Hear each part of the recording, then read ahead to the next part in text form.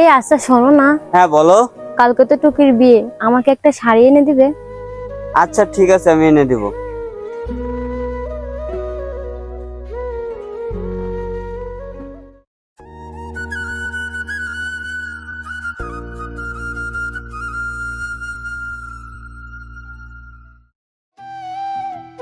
Urmi,